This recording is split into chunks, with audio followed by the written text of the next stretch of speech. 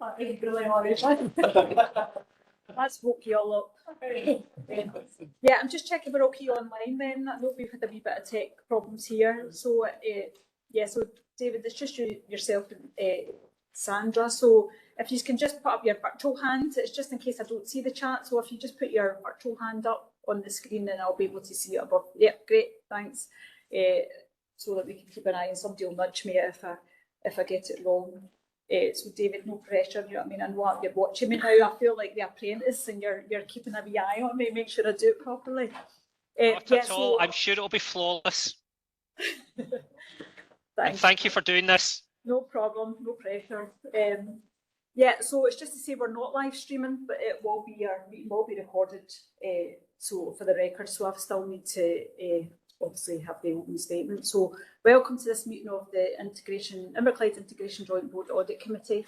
This meeting is being held remotely and will be filmed and recorded for live and subsequent broadcast available through the Council's website. The Integration Joint Board is a joint data controller with Inverclyde Council and NHS Greater Glasgow and Clyde under the General Data Protection Regulations and the Data Protection Act 2018. This meeting will be broadcast and recorded to fulfil our public task obligation to enable members of the public to observe the democratic process. Data collected during this remote meeting will be retained in accordance with Council's published policies available through the Council's website. Members of the Integration Joint Board Audit Committee are reminded that they should follow the IJB's established meeting protocols, including around the use of the chat facility, and that comments made in the chat facility are visible to all participants in the meeting, which may include members of the public who have also received invites to the meeting. Okay, that's my official bit done. Okay, so if we go to agenda item 1, which is apologies, substitutes and declarations of interest.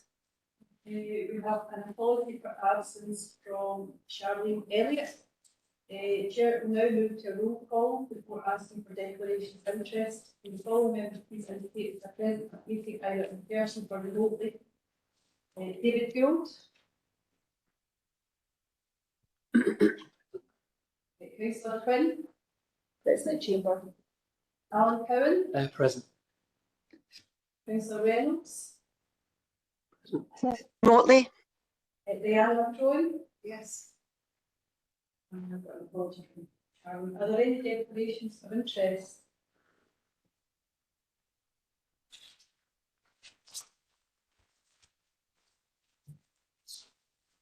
Nope. Okay, so that leads us on to agenda item 2, minute of the meeting of the IJB Audit Committee of 25th of September 2023. So I'll just go through each page and let me know if there are any changes or omissions. So page 1, page 2, page 3, page 4. That's us. Yeah, so our next agenda item is the IJB Audit Committee rolling annual work plan. I don't know who's anything taking you to us through that. Thank you. Thank you for yourself, convener. This is just a standard item that been forward that shows the work plan that we have for the next 3 cycles. As you can see, it's predominantly around audit, external audit as well, and more of our register, that kind of thing. So not really not sure to that, but happy to take any comments, queries you have. Any comments, queries on Alan?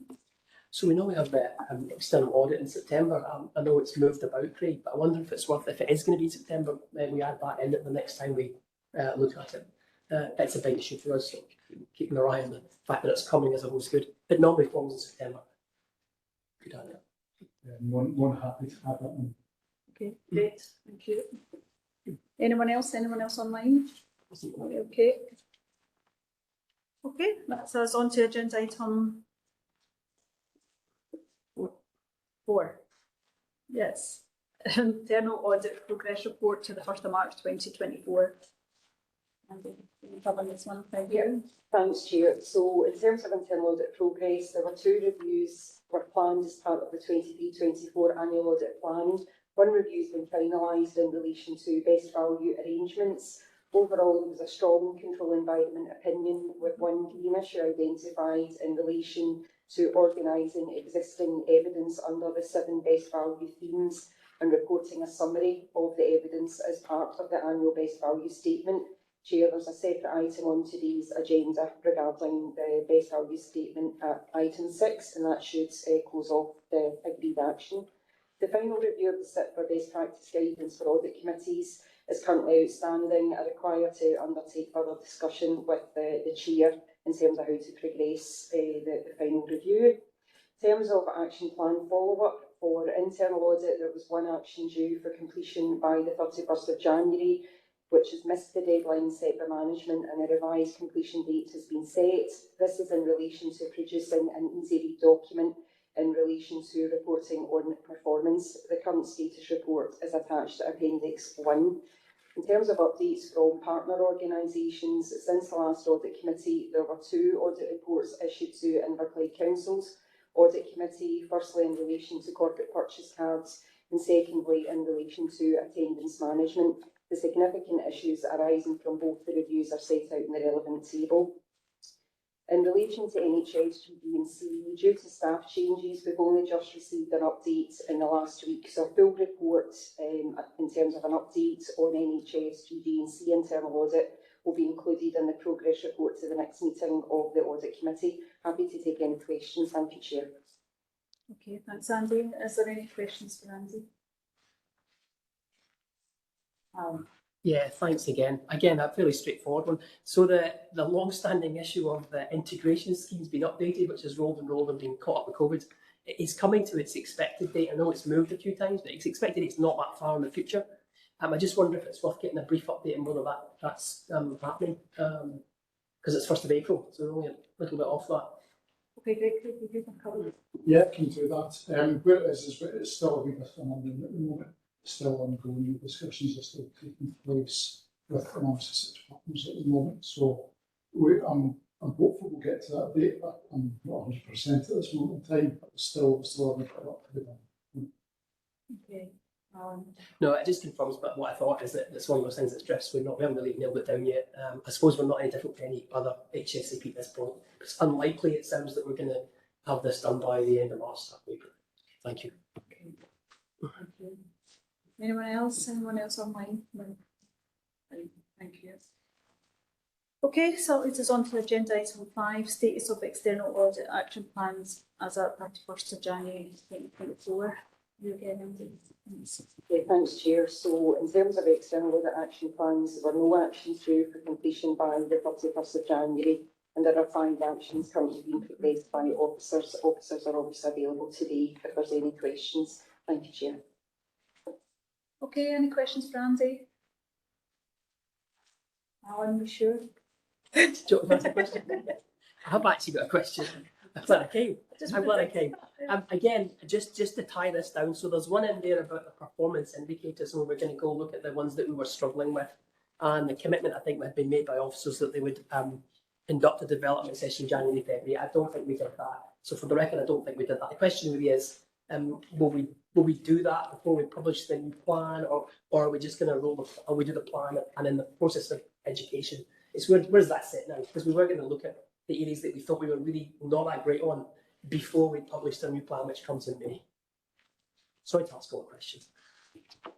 Okay, great. So, just to say, you're accurate. We should have had the development session, but unfortunately the budget discussions took priority around that.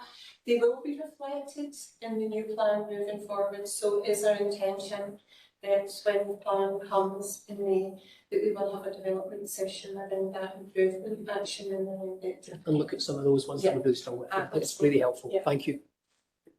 Great, thank you. Okay, that leads us on to agenda item 6, best value annual statement 2024. They give you covenants. Yeah, can do that. Yeah. Thank you very much for yourself, Nabina. IJB's sort of statutory duty to make arrangements to secure best value. In order to do this, we have to update our best value statement on an annual basis as per the report. The statement considers Inverclyde's position in relation to the 7 key Audit Scotland themes of best value, and this has been considered by the SMT. As part of this process, we presented this position to the IJB for feedback, and we received 8 responses. As you can see in the report, the vast majority of the respondents agreed to our position, and only minor changes were suggested. As is always the case, happy to take any comments or questions you might have. Okay, any questions for Craig? It says in the report there's an appendix B, in details of some of the responses, but I don't see any appendix B.